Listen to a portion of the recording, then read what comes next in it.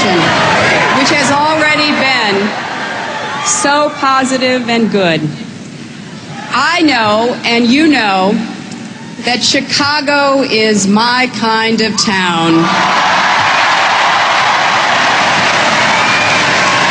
And Chicago is my kind of village.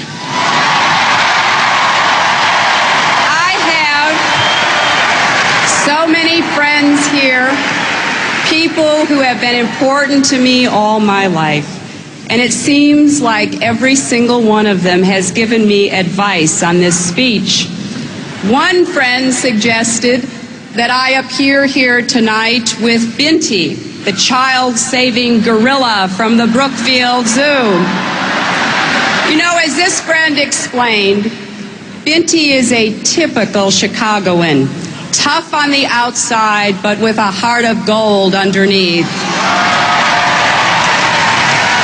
Another friend advised me that I should cut my hair and color it orange and then change my name to Hillary Rodman Clinton.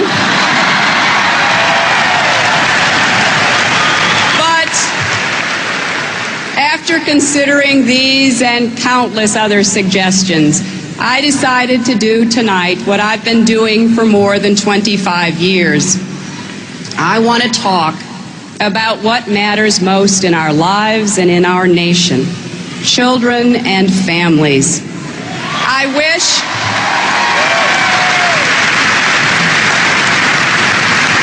wish we could be sitting around a kitchen table, just us, talking about our hopes and fears about our children's futures.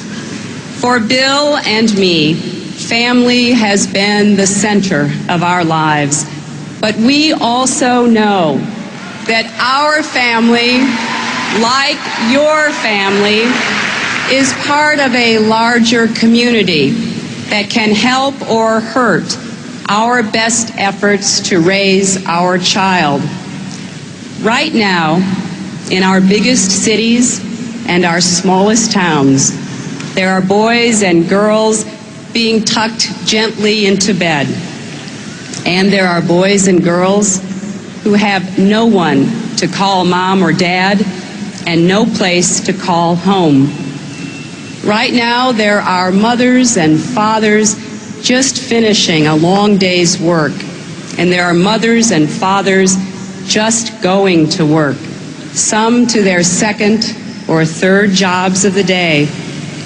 Right now, there are parents worrying, what if the babysitter is sick tomorrow? Or how can we pay for college this fall?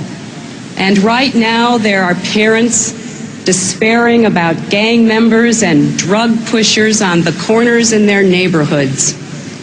Right now, there are parents questioning a popular culture that glamorizes sex and violence, smoking and drinking, and teaches children that the logos on their clothes are more valued than the generosity in their hearts. But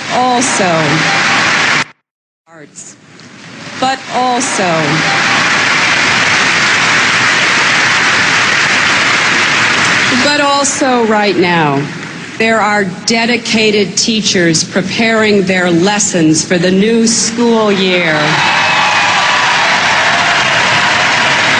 There are volunteers tutoring and coaching children.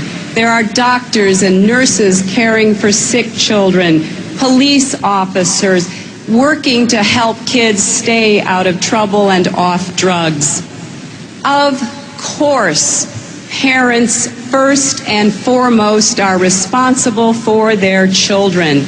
But we are all responsible for ensuring that children are raised in a nation that doesn't just talk about family values, but acts in ways that values families.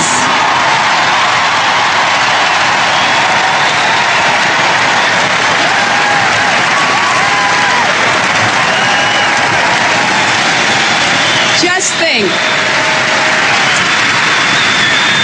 as Christopher Reeve so eloquently reminded us last night, we are all part of one family, the American family, and each one of us has value.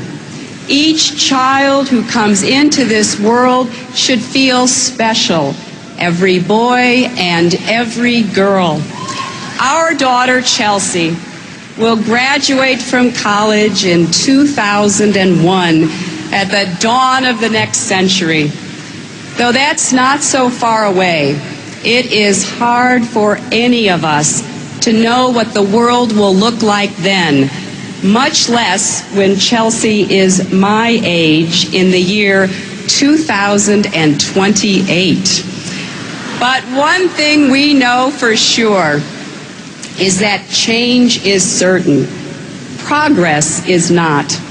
Progress depends on the choices we make today for tomorrow, and on whether we meet our challenges and protect our values. We can start by doing more to support parents and the job they have to do. Issues affecting children and families are some of the hardest we face as parents, as citizens, as a nation. In October, Bill and I will celebrate our 21st wedding anniversary. And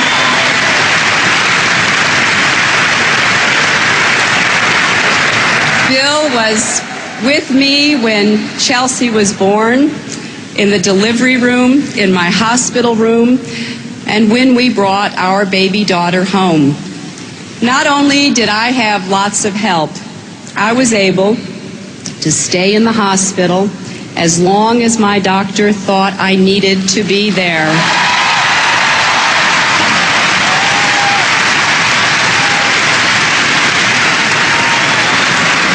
But today, too many new mothers are asked to get up and get out after 24 hours. And that is just not enough time for many new mothers and babies. That's why the President is right to support a bill that would prohibit the practice of forcing mothers and babies to leave the hospital in less than 48 hours.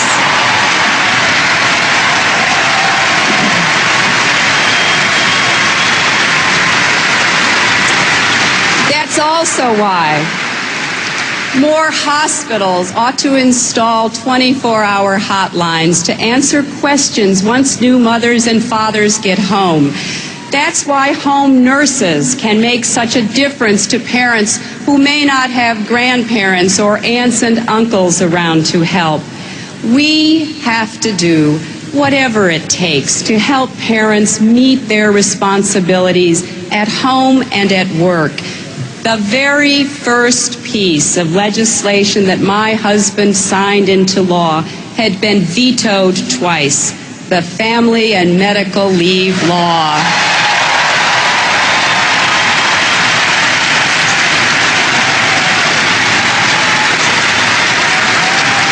That law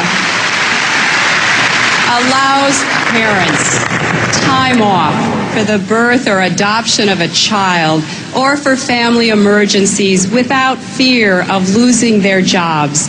Already, it has helped 12 million families, and it hasn't hurt the economy one bit.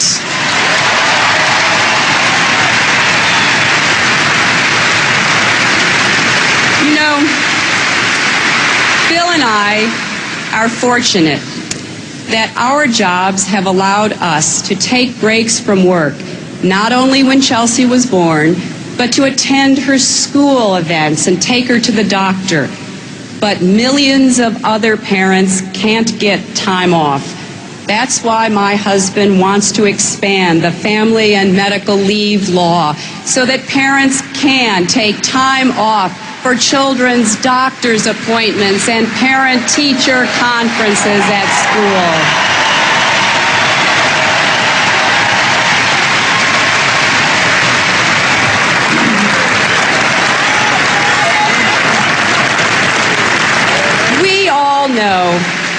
that raising kids is a full-time job.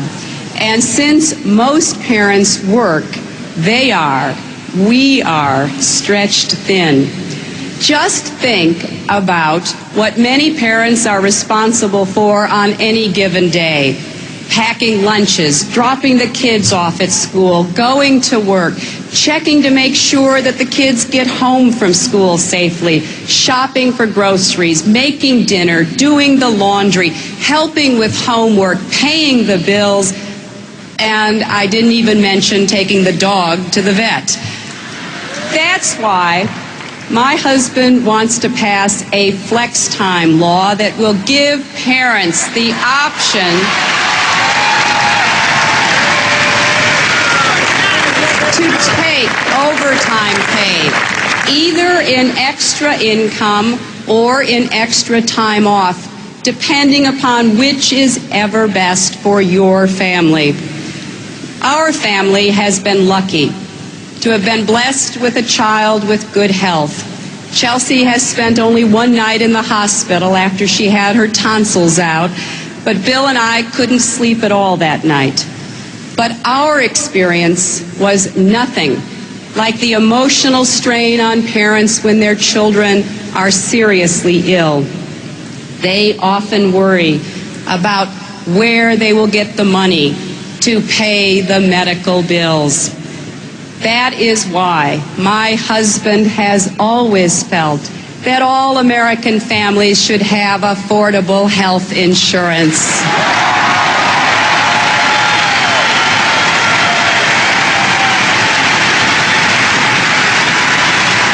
Just like health insurance.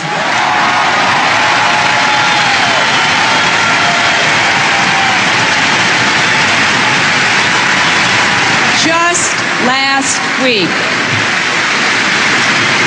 the President signed a bill sponsored by Senators Kennedy and Kassebaum, a Democrat and a Republican, that will enable 25 million Americans to keep their health insurance even when they switch jobs or lose a job or have a family member who's been sick.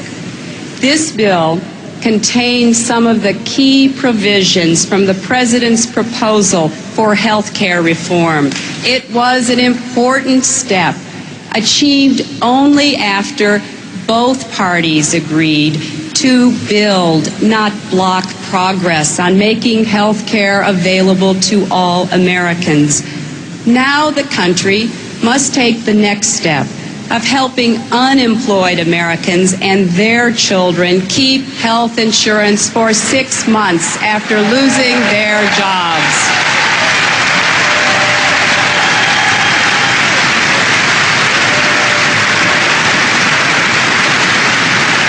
If you lose your job, it's bad enough.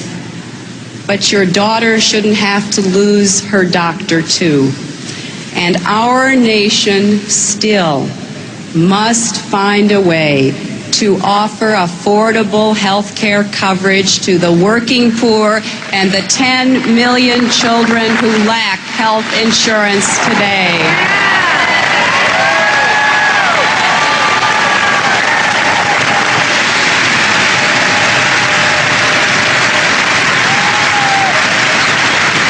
The President also hasn't forgotten that there are thousands of children languishing in foster care who can't be returned home. That's why he signed legislation last week that provides for a $5,000 tax credit for parents who adopt a child. It also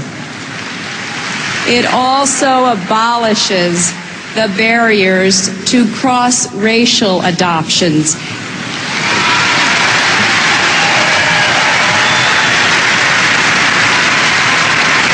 Never again will a racial barrier stand in the way of a family's love.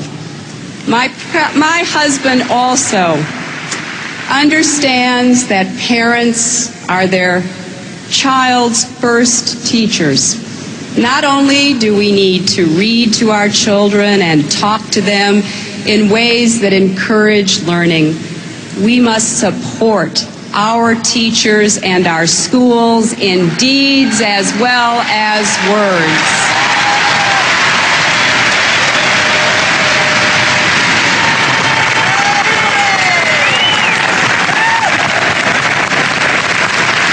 The President announced today an important initiative called America Reads. This initiative is aimed at making sure all children can read well by the 3rd grade. It will require volunteers, but I know there are thousands and thousands of Americans who will volunteer to help every child read well.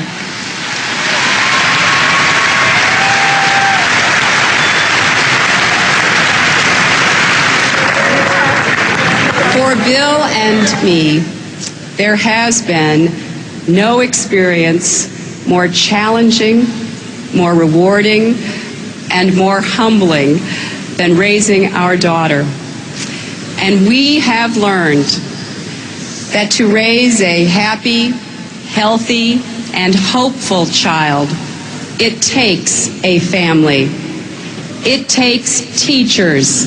It takes clergy. It takes business people. It takes community leaders.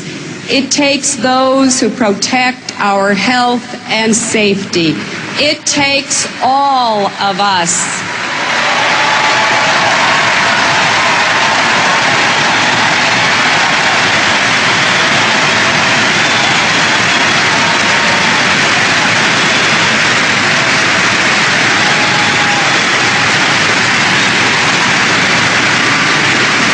Yes, it takes a village.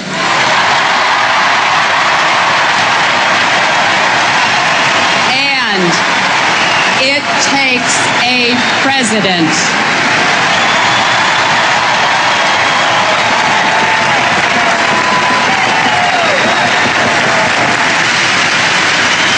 It takes a president who believes not only in the potential of his own child, but of all children, who believes not only in the strength of his own family, but of the American family, who believes not only in the promise of each of us as individuals, but in our promise together as a nation.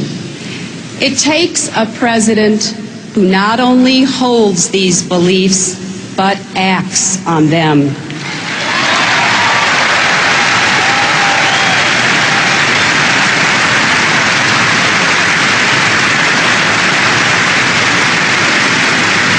It takes Bill Clinton.